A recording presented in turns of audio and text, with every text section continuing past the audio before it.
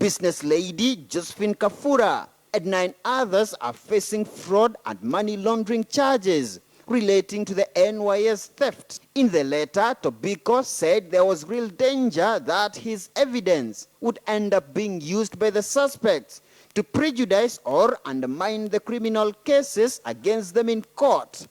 But lawyer George Kitili now warns that the ongoing probe could water down the cases already before court. To jeopardize a case is very easy because all you need to do is disclose the witnesses before time, disclose the type of evidence before time. When you do that, you're alerting the defense much earlier. Although discovery process is always there, but it's at the opportune moment, not before.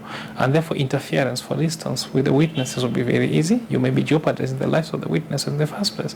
But Makueni Senator Mutula Kilonzo Jr., a lawyer, argues that Article 125 of the Constitution grants any parliamentary committee powers to call for evidence and ask questions on matters of public interest. A debate which has for long been subject to the judiciary-parliament supremacy war.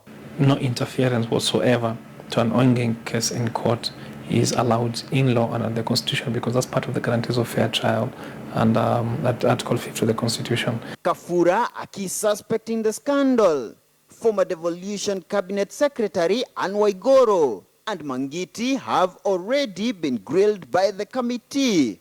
The probe has sparked a political storm that has seen Waiguru fall out with Deputy President William Ruto. An obvious question. Now, TNA-nominated Senator Paul Njoroge has joined the opposition calls to have Ruto grilled over his sudden about turn. The Deputy President should tell Kenyans where Kenya shillings 791 millions belonging to NYS went. Yes, we understand there is Ben Gedi and Josephine Kafura.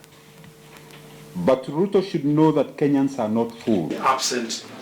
On Monday, the Nairobi Senior Principal Magistrate Court was forced to postpone the NYS fraud cases to 9th of December this year, after the key suspect, businessman Ben Gethi, requested for an adjournment to change his lawyer. Muremi Mwangi, KTN News, Nairobi.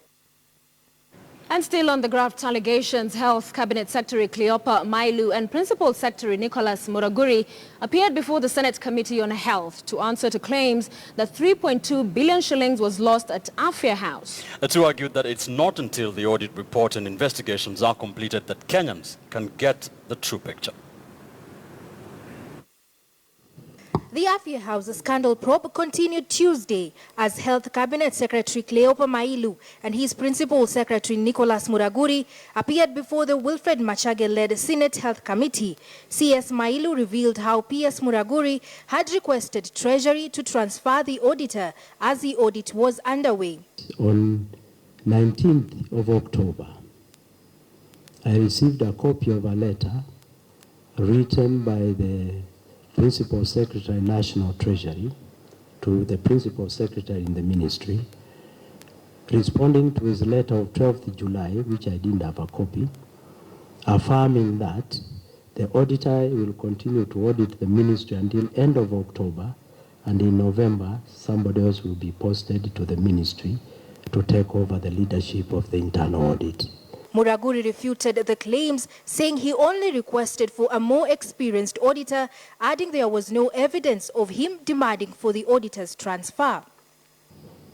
It is public knowledge that you, the PS, did request that the auditor be moved from the Ministry of Health just before he released this interim report, a month or so, or some period.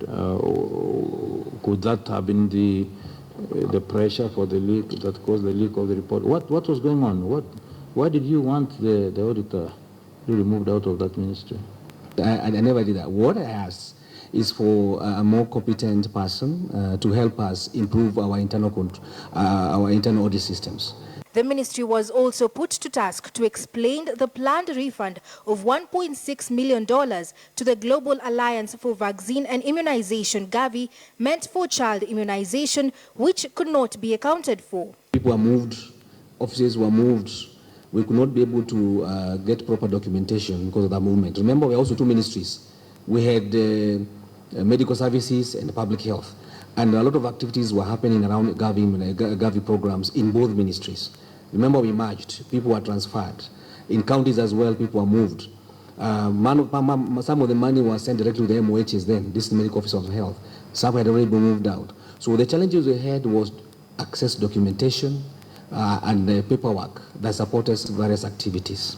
The two officials in the spotlight have maintained that no money was lost and conclusions can only be made once the audit process is completed following the allegations or the manipulation of IFMI's system for payment.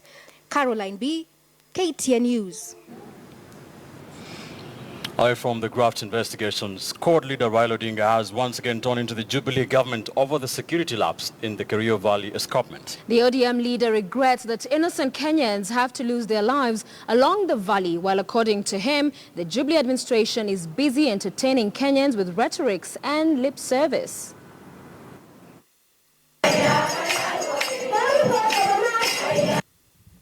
Speaking at Chesongoch Primary School, Marakwet East Sub-County, Elgeyo Marakwet County, the opposition chief asked Marakwet residents to come out in large numbers to vote out the Jubilee government.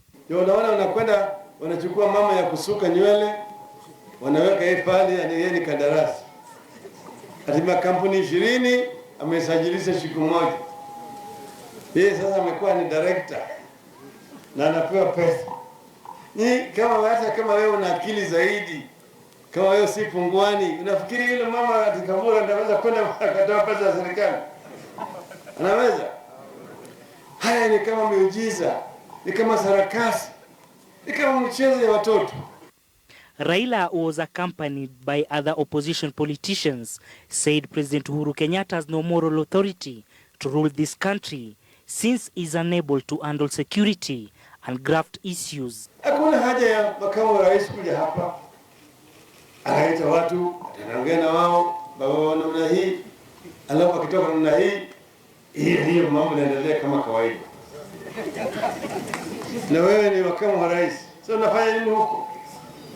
Bure kabisa. Odinga says he will not be stopped from condemning corrupt cartels in the Jubilee government, despite criticism from some political forces seeking to undermine his quest for transparency and accountability. Muungana pamoja. Mara ile nyingine tuliambia mpige kura ati ili muingie kwa serikali. Ati mnaingia kwa serikali. Sasa unakuja waambia hivi ati Mungu ndani ya serikali. Rudisha tena manake unaingia Mungu kwa serikali. Mwingine aliniambia mimi kule juu kule Mwambeni alisema sisi tuko ndani lakini tuko ndani ya ICU. Si ndani. Si ndio mmesema atoke? Na nani awe president? Raila Amolo Odinga. Sasa Uhuru, kama unanisikiza, mimi kama Milogezageza na kuonya bila kuogopa, nasema hivi, wewe Uhuru Kenyatta, toka kwa kiti mara moja. Na mwingine ni hairdresser anakuja anatuambia ati yeye alikuwa anaenda na gunia kwa benki, anatoa milioni 100 na anabeba yeye mwenyewe, anapeleka kwa gari, anarudi kuchota ingine, anapeleka. Na hiyo ni pesa yako na yangu.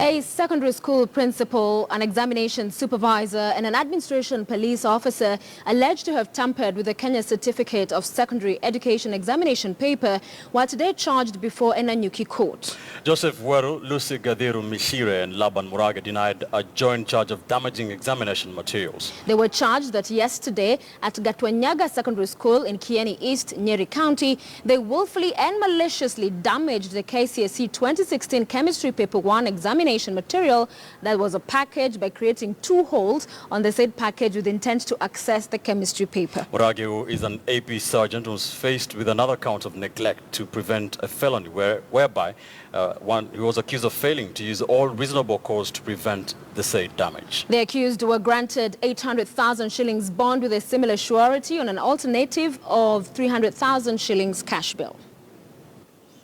The matter will be heard on 19th of January before court number 1. We'll mention the matter on the 21st of...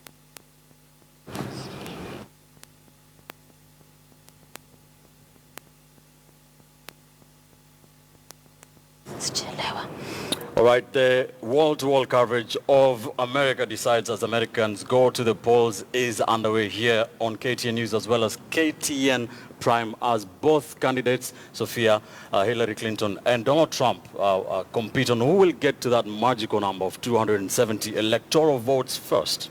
Indeed.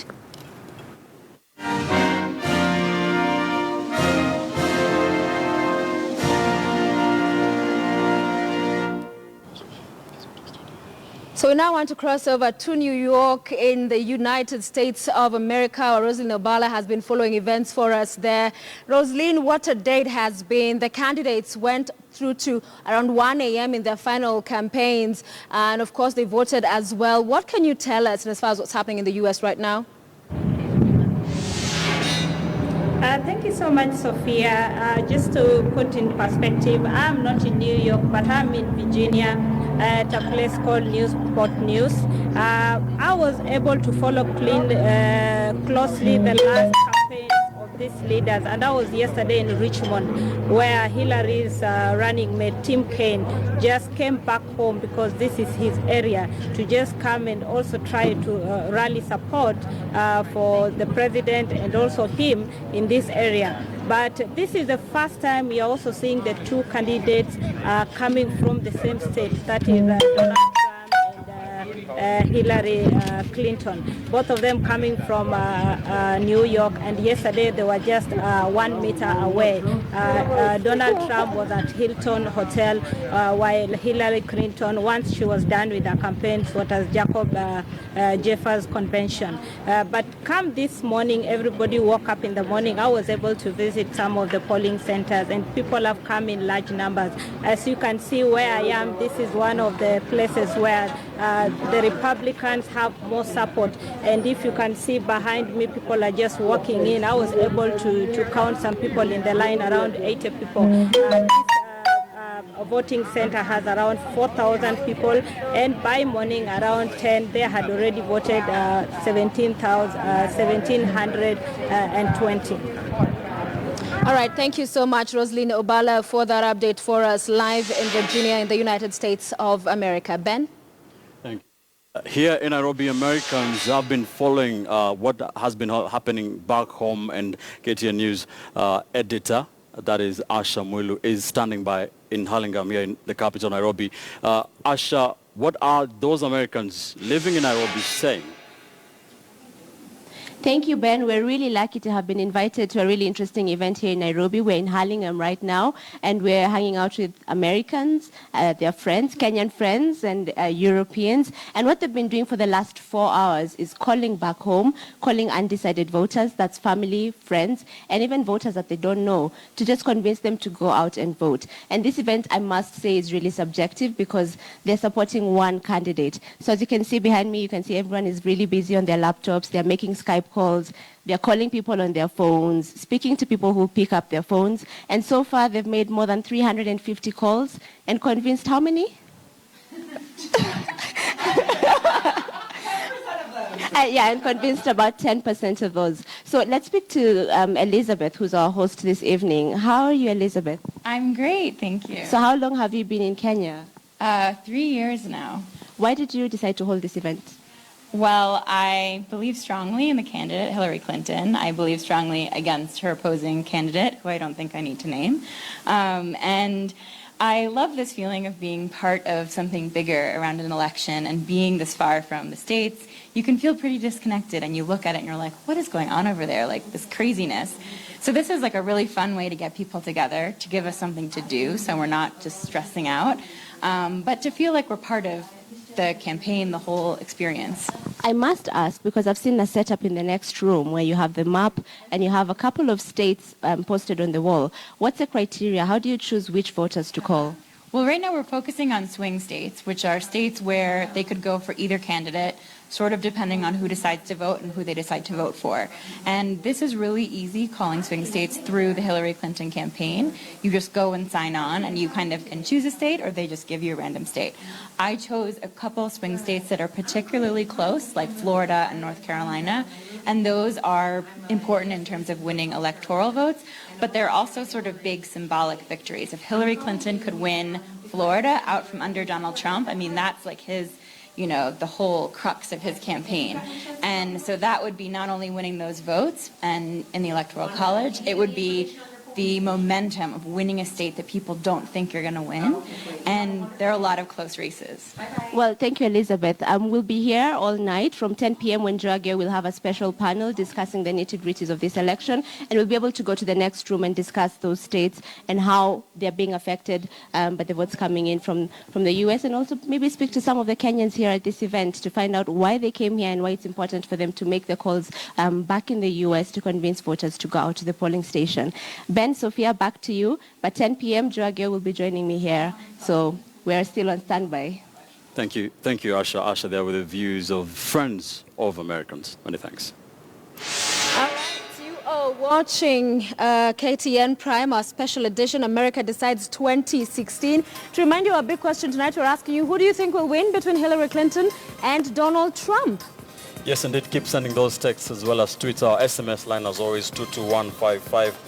You can join this conversation on Twitter at Ben_Kitili. You can tweet me. You can tweet at Sophia Wanuna, at KTN News, at KTN Kenya. The hashtag is KTN Prime. Very quickly to some of your views. Kelvin Martin says on Twitter, no, Kenya stands to lose a whole lot more than the UN.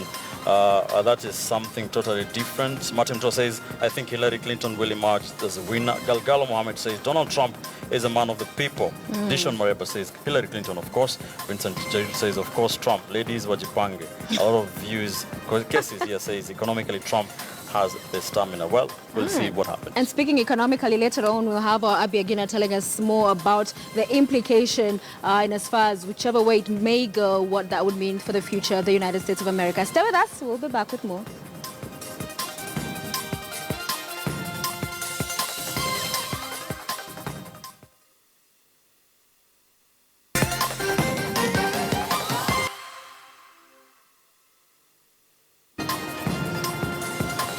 Welcome back. You're watching KTN Prime. Our wall-to-wall coverage of the U.S. elections continues. Indeed. Why is the outside world so interested in the American election? The person who takes the White House after Barack Obama will have a lot of influence on how the war on ISIS, world trade and foreign relations are conducted. Our Duncan Hayamba looks at the issues that surround the U.S. election.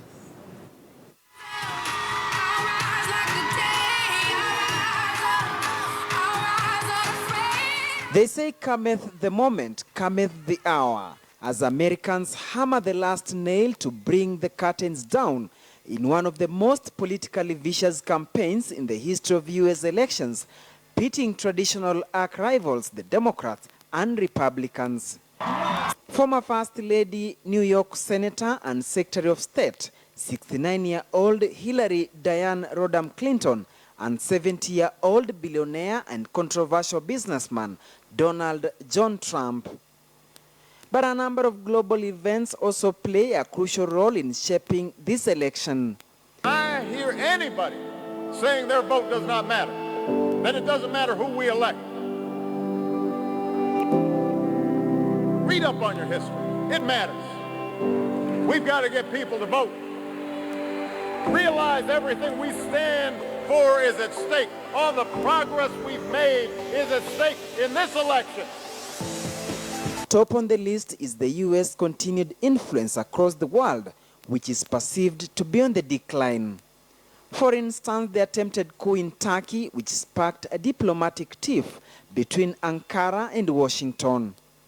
Turkey, which has a strong U.S. naval base complete with nuclear, is said to have warmed up to Russia due to the perceived failed coup claimed to have been hatched and executed by a radical Muslim cleric in U.S. Losing Turkey, an economic and military ally, would be seen as a big blow, and as such, Americans will vote for a candidate who will have a global goodwill that will come handy in restoring such ties. Still on the U.S. influence across the world, the U.S. is accused of having sat back and watched as Russia covertly annexed Crimea in Ukraine, with more questions being raised on the seemingly frosty relations with Israel, which has traditionally been U.S. dependable ally. Ukraine's sovereignty and territorial integrity must be respected, and international law must be upheld. And so Russia's decision to send troops into Crimea has rightly drawn global condemnation. From the start, the United States has mobilized the international community in support of Ukraine to isolate Russia for its actions and to reassure our allies and partners. We saw this international unity again over the weekend when Russia stood alone in the UN Security Council defending its actions in Crimea.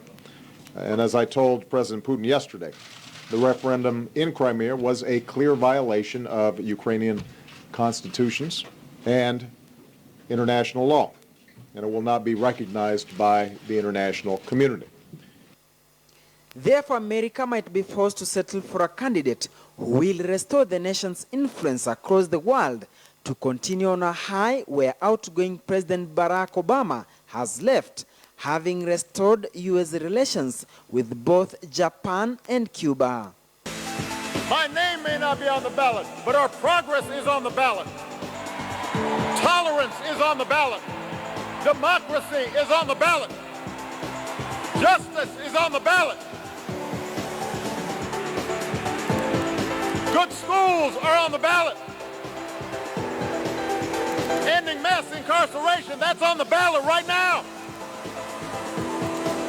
There's no such thing as a vote that doesn't matter. It all matters. Religion could also be another factor.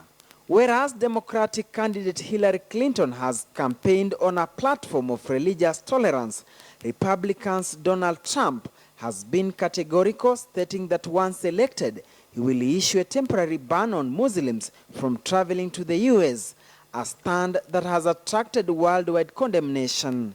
Let's prove that love trumps hate. Majority of voters at 66% overwhelmingly say Clinton would do a better job in dealing with race relations than Trump at 26%. Immigration is also another thorny issue which Trump has promised to build a wall along Mexico and U.S. border to block illegal cross-border movement, the cost to be met by Mexico, and promised en masse deportation of all illegal immigrants. It is such series of controversial comments on immigration debate that has seen 51% of voters indicating Democrats' Hillary Clinton is trusted to handle the delicate matter, compared to 42% in favor of Trump.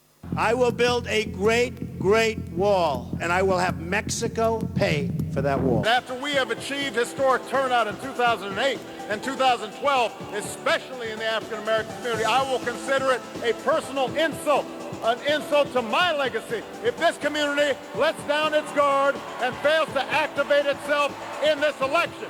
You want to give me a good send-off? Go vote! Economy and terrorism might also be determinants, with research statistics indicating that 84% of registered voters will consider that, while about 80% saying the issue of terrorism will be crucial to their vote. Duncan Hemba, KTN.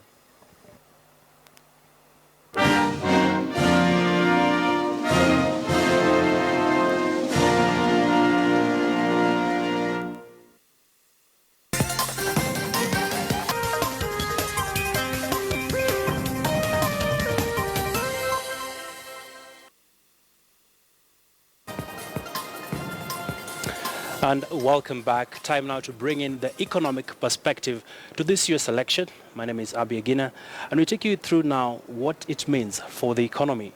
And the Federal Reserve kept interest rates unchanged in its last policy decision before the U.S. election, but signaled it could hike in December as the economy gathers momentum and inflation picks up. The U.S. Central Bank's rate-setting committee said the economy had gained steam and job gains remained solid. Fed policymakers also expressed more optimism that inflation was moving towards their 2% target.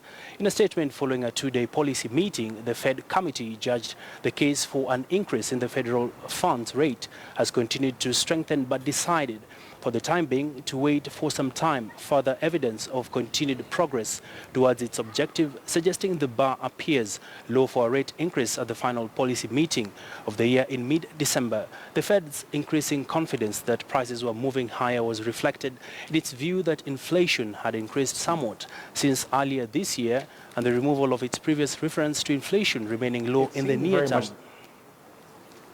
Thinking that a rate increase will occur then, another 25 basis points, the same as last December. And the commentary in the release did indicate they're still thinking that way. Well, let's now also take a look at the trade numbers. Of course, knowing pretty well that Kenya is a net importer of various commodities from different markets. And of course, the U.S. market is a key market for Kenya when it comes to the Africa Growth Opportunity Act. But let's look at some of the interesting numbers. Well, trade between the two countries, that is Kenya and the United States, has not been looking up since 2015, going into 2016. For instance, total imports to August stood at about 60.62 billion shillings. The interesting part is the number coming through from China has sort of more than doubled, really, by about 6 times. Well, let's go to our next slide, where we'll be able to see how the numbers look like for 2016. And we are likely to see some interesting developments. Well, in 2016, total imports to August stood at 34.32 billion shillings. Cumulatively, this translates to about 43% drop in the trade ties. So it will be interesting to see who of the two candidates will be championing an aggressive foreign policy as well as an investment policy that will see these trade numbers sort of tilt in favor of US instead of the other economies. Well, aside from that, let's bring you up to speed with some other developments in the business world. And Kenya is set to host the 5th Global Partnership for Effective Development Cooperation Summit on the 28th of November. The high-level event will bring together policymakers to chart out new models of structuring foreign aid to drive development. Treasury Cabinet Secretary Henry Rotich noted Kenya was changing tact from relying on foreign aid to now development at a time the government is executing key projects to boost regional connectivity and bring down the cost of doing business. The Global Partnership for Effective Development Cooperation is an inclusive forum that every 2 years brings together the full range of development actors from government, parliamentarians, international organizations, trade unions, private sector, civil society, and foundations. Through this multi-stakeholder platform, the Global Partnership provides practical support and shares knowledge to boost development impact across the globe, essential for the delivery of development results and the achievements of Sustainable Development Goals, SDGs.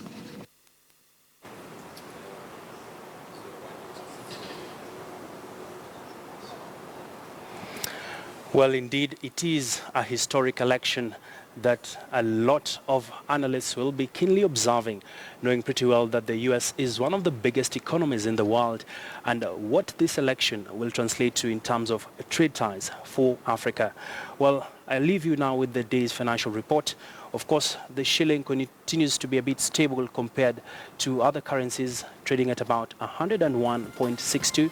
My name is Abi Agina. We still have a lot coming up after the financial report.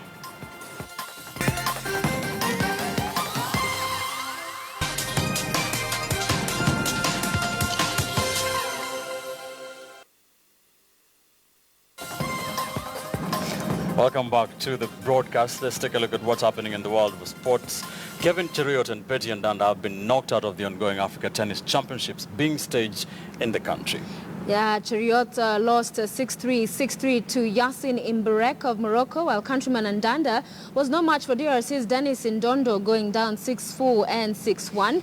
Kenya's Ismail Mzai Changamwa and Shale Kotecha qualified for the quarterfinals of the tournament. Changawa beat Ivan Mamata of Congo 6-3 and 7-6, while Kotecha was a 6-love 6-2 winner over Christian Saida of Congo.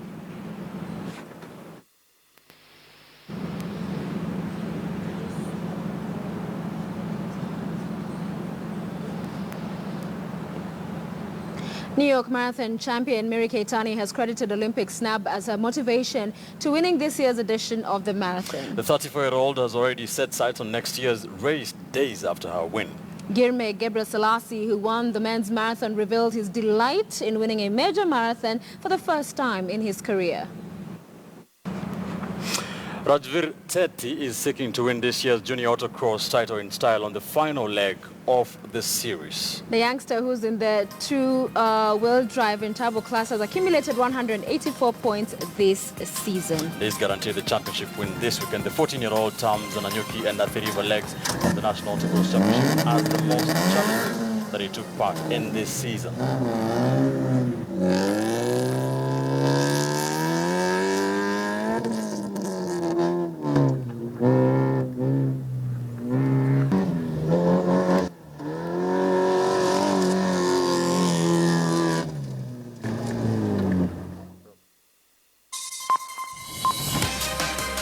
News and KTN Home, our wall-to-wall coverage of the US elections continues here. Stand by for the latest updates from the state as well as the best analysis in the country. On our big question discussion, we did ask you, whom do you think will win between Clinton and Trump? There are a lot of responses. Let me read a couple of them. And one here from Frankie Mataro says,